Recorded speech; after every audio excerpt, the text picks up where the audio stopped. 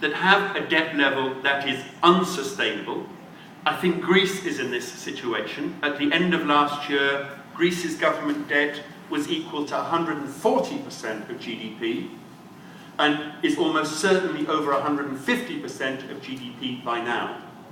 That debt is trading in the market at 40 or 50% of its value. And once we introduced a euro area government bond, that would be the time to make an adjustment to the huge debt that countries like Greece have at the moment. The fourth proposal that I want to discuss is the basis on which the euro area provides financial support. That at the moment, lending to Greece, lending to Portugal, lending to Ireland is on extremely strict conditions. And that austerity is leading to a recession, a downturn in the economy, which will make it even more difficult to repay these loans. And from the euro area's own position, it is a crazy policy. According to the BBC News earlier this week, even some of the neoliberal technocrats in Brussels are beginning to recognise that if you drive countries into a recession, they will not be able to repay their loans. So what we need is that lending to countries that need support should be designed to promote growth and not austerity. At the moment, the existing European Financial Stability Facility, the fund that was set up last year and which will end in 2013, only lends when countries face a crisis. The European Trade Union Institute in Brussels has pointed out that it would make much more sense for the fund to lend money to the country before the crisis hits. If it lent money to finance productive investments that will create socially and environmentally desirable jobs, the countries can begin to grow and in that way repay their loans. And that it would be much more sensible to use the money from the European Financial Stability Facility and from 2013 with the new European Stability Mechanism to use it to finance productive investments that will help the economies to grow and not to impose conditions that drive the countries into recession. And lastly, some more general words on economic policy in the euro area. The first point is that having a common monetary policy but no common fiscal policy is unviable. There has historically never been a monetary union that has survived without a fiscal union. We have a common monetary policy in Europe. The European Central Bank sets a very conservative monetary policy for the whole of the euro area. But fiscal policy remains the area of national governments. And it seems to me there are two proposals that are important here. One is that the European Union itself needs to have a larger, more active fiscal policy. I don't know how many of you are aware of how big the budget of the European Union is. It's equal to 1% of the European Union's gross domestic product. It's very, very small. That means at a European level, there is no possibility of conducting macroeconomic policy. Roughly 0.4% is the agricultural policy, most of the other half is regional aid, and then there's a bit for administration.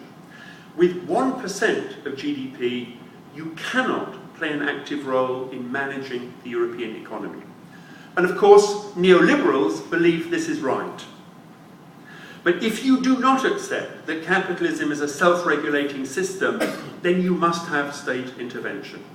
And the group of European economists with whom I work have for several years been calling for the European Union's budget to be raised to 5% of GDP so that it can play a role in steering and shaping the direction of the European economy. And we have mentioned a number of ways in which money might be raised. When we first raised them, they hadn't been talked about much, but one of them is to have a tax on financial transactions, which the European Commission has this week itself raised as a possible finance source. Another possible area would be a kerosene tax on airlines in travelling in Europe. We could have other possibilities too. But the European Union needs a bigger budget if we are going to steer our economies. And secondly, we need a European fiscal policy. Germany is taking large amounts of money out of other European countries through its trade surplus. This is having a deflationary effect on the rest of the European Union. And we need a programme of a coordinated fiscal policy at a European level, and that must include transfers.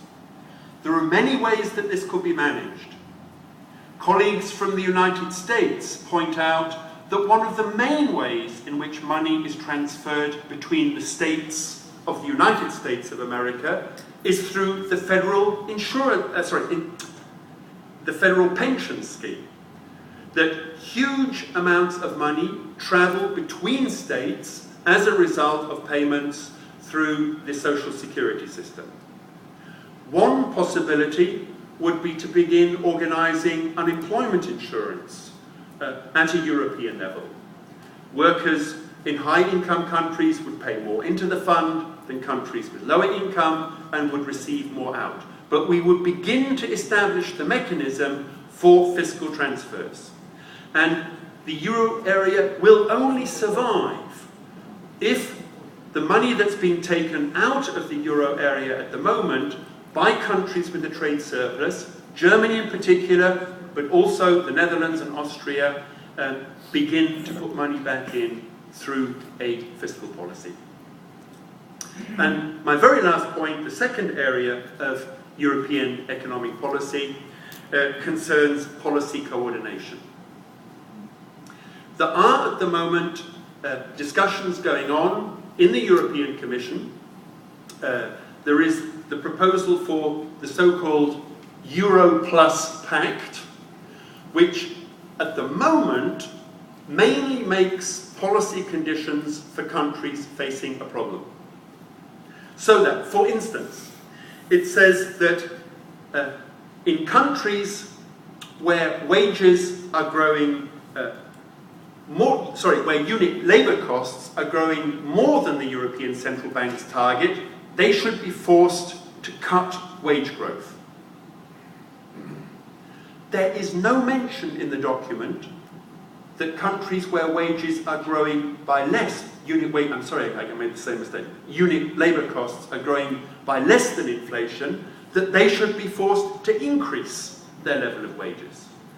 Germany, where unit labour costs have not gone up for the last 10 years, will not be put under any pressure to raise its wages. Whereas the countries of southern Europe, where unit labour costs have been rising faster than the ECB's inflation target, will be punished if they continue to do so. We need policy symmetry. And exactly the same is happening in the area of current account imbalances. Greece, Portugal, Spain have trade deficits, they have current account deficits. Under the proposed rules that are being discussed in Brussels, countries with a current account deficit will be put under pressure to get rid of their deficit. But there is no word about pushing pressure on countries that have a current account surplus, like Germany, like the Netherlands, like Austria, to eliminate their current account surpluses.